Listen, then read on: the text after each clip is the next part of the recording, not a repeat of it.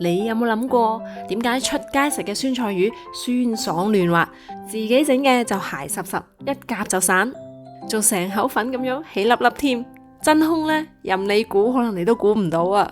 就係你用嚟浸魚片嘅嗰啲酸菜湯底啊！唔使急住懷疑我先，等一陣呢，我就會用科學嘅角度同你拆解下酸菜同魚片嘅底層邏輯。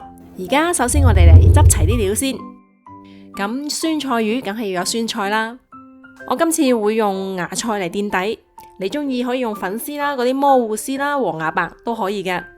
呢度有啲小米辣嘅泡椒啦，假如買到酸蘿蔔嘅話，咁加少少落去，個酸味呢會更加有層次添嘅。仲有啲乾辣椒啦，呢兩種辣椒呢，我都係唔會切碎佢嘅，因為我頂唔順一陣食嘅時候咬到啲辣椒銀啊，好辣啊！至於要放幾多隻辣椒咯，當然係根據你自己嘅口味自己話事啦。仲有啲蔥花啦，蒜蓉要準備多啲，同埋原粒嘅蒜頭啦、花椒同幾片薑。料就咁多啦，截個圖先啦。輪到主角登場啦，我買咗條游水嘅肉鱸，咁我覺得叫佢肉鱸會更加貼切啊。你睇下個魚身厚到肉捋捋咁，真係好適合用嚟做酸菜魚噶。清理魚呢，我就唔詳細講啦，總之就3樣嘢：清走脊骨邊邊嘅嗰啲血啦、魚肚嗰層膜啦，同埋刮走魚皮嗰啲黏液啦。搞掂就沖水，咁索乾佢呢，就可以準備片佢啦。啲魚店起肉呢，太求其啦，逼我親自操刀。不過就算我啲刀工係有限公司，咁慢慢片呢，都可以片到乾乾淨淨啊！睇下。咁我係中意將啲魚腩單獨切出嚟嘅，咁靚嚿魚腩，我唔捨得拎去煲湯啊。通常呢，我都會同啲魚肉一齊嚟醃嘅。而家就正式片嗰啲魚片啦，斜刀嚟片，大概3到5mm 厚啦。咁魚片要切厚啲呢，定係切薄啲？要根據你個煮法嘅喎。而我呢個煮法呢，我會切薄少少。點解？賣個關子先。等一陣浸魚片嘅時候，你就會。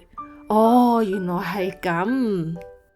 啲魚片切好晒啦，啲魚頭魚骨都要執佢，執靚仔佢備用。跟住就係一個關鍵步驟啦，就係處理啲魚片，加2茶匙嘅鹽啦，再加少少水，輕手啲撈勻佢。因為魚腩係有啲大骨嘅，我怕整親啲魚片就會拎起先。撈到啲魚肉開始黐手啦，就落啲生粉。等陣沖水嘅時候，可以更加容易帶走啲潺同埋啲雜質。沖乾淨之後，我哋開個細水，慢慢啤啤佢。其實唔會嘥好多水嘅啫。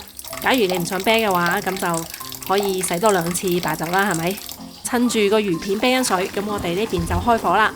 先將啲酸菜呢放入個滾水嗰度飛飛水先，大概8到10秒，即刻就可以撈起啦。咁樣做可以去除酸菜表面殘留嘅一啲雜質啦，同時過走一部分過重嘅鹹味。亦都會令到個酸味冇咁尖酸，可以更加溫柔咁樣融入個湯度。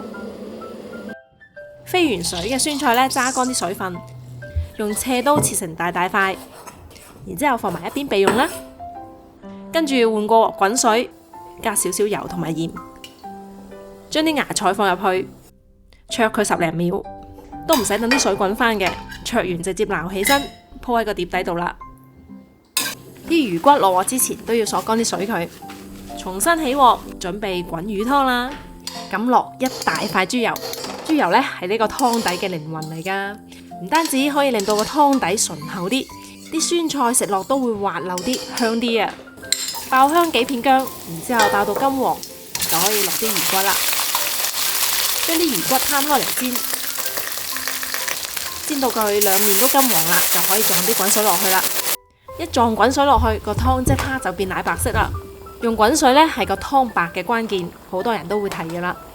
而另外一個好少人提到嘅關鍵呢，就係要大火，個火力呢，起碼要令到啲湯可以保持大滾嘅狀態。啲魚湯滾10到15分鐘就夠噶啦。啲研究話呢，呢個時間係啲魚肉嘅鮮味物質溶出率最高嘅時候啊，個湯又白又鮮甜。假如再滾耐咗嘅話呢，個鮮味反而會打折啊。魚湯滾緊嘅時，我哋翻去湊翻嗰啲啤緊水嘅魚片過嚟。到而家大概啤咗20分鐘左右啦，咁可以睇到啲魚片呢已經啤到晶瑩剔透噶啦。醃之前有一個關鍵嘅動作要注意嘅，就係要徹底咁樣索乾啲水分啦。記住隻碟底都要索埋，千祈唔好漏咗啊！因為個魚片夠乾身，對個入味同埋個掛漿都係至關重要嘅。醃魚肉呢，其實就好簡單啦，因為新鮮魚肉根本就唔需要太多花巧嘢，落鹽同埋糖就得啦。再嚟加半隻雞蛋嘅蛋白，我就覺得蛋白唔需要落太多嘅，輕輕咁樣撈到啲魚肉開始起膠啦，啲味食晒入去之後呢，就落翻2個茶匙嘅粉啦，最好係可以用到紅薯粉，假如冇嘅話呢，生粉都 OK 噶啦。最後加2殼油啦，封個面。呢度要留意下啦，魚肉醃10分鐘就夠啦，唔好醃過籠啊。醃完個魚肉，隔籬個魚湯都滾好啦，直接呢就隔佢出嚟，啲渣唔要咯。洗個鑊，重新開火，將頭先準備好嘅酸菜放入去乾鑊入邊，直接炒佢。等啲水分呢徹底炒乾之後，你就會聞到一陣好酸爽嘅香味啊！就咁就搞掂啦。然之後中間開個窿，放少少油，將2片薑同埋蒜頭放埋落去爆香，再放埋呢幾粒小泡椒一齊炒佢。有個小秘訣嚟啦，炒酸菜一定要落少少嘅鹽，鹹味係可以帶出個酸味嘅層次嘅，好多人都忽略咗呢個細節噶。呢個時候呢，沖少少嘅滾水落去，跟住開始調味。加2湯匙嘅泡椒汁啦，頭先炒酸菜嘅時候落嘅鹽係唔夠嘅，再補少少先。然之後落翻少少嘅白胡椒粉同埋雞粉。可能心水清嘅你已經發現咗啦，點解頭先要沖少少滾水，唔直接沖啲魚湯落去呢？要等到而家呢？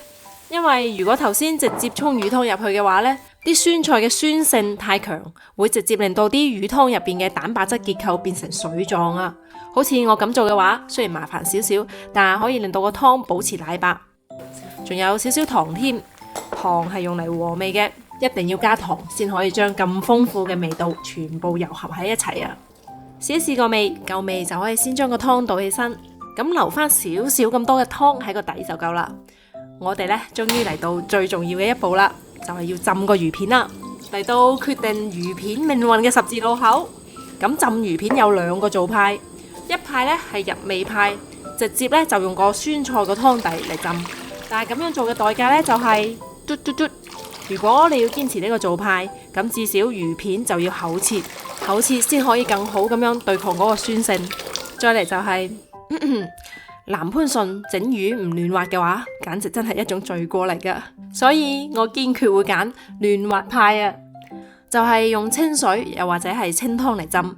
呢個呢，就係點解頭先我會建議魚片要薄切嘅原因啦，因為咁樣薄切呢，掛湯同埋入味會更加容易，但係個口感呢，就會上幾個台階啊。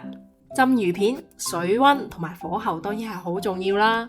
見到個鑊底開始冒起細密嘅泡，俗稱呢個蝦眼水，咁我哋就轉成細火啦。跟住呢，用仙女散花嘅手勢，將啲魚片轉圈圈咁樣落去，咁就唔會容易黐埋一齊啦嘛。呢度呢，又有一個需要 highlight 嘅 point 啦，浸魚片嘅水一定要多，唔係嘅話你落幾片落去，啲水溫就跌晒落去啦。呢一點真係冇乜人會提噶，但係都幾重要噶。魚片落鑊之後，千祈唔好急住喐佢，等佢定個型先。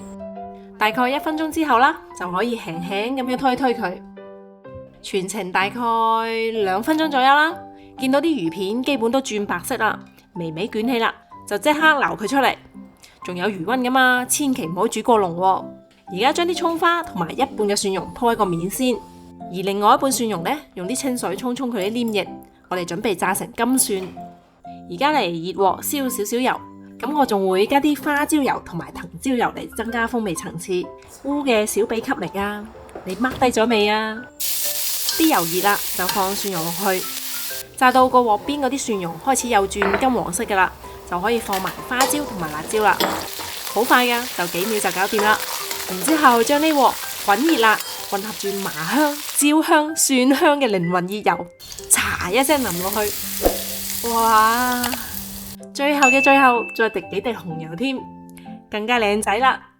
呢個烏精心炮製嘅酸菜魚就大功告成啦，掛住啲湯汁，滑捋捋咁，仲有少少彈牙添啊！仲要食落口真係一啲啲粉感都冇啊！中意呢個酸菜魚嘅話，記得點讚、收藏、轉發同埋訂閱我嘅頻道啊！我係烏烏啊，下期再見啦，拜拜。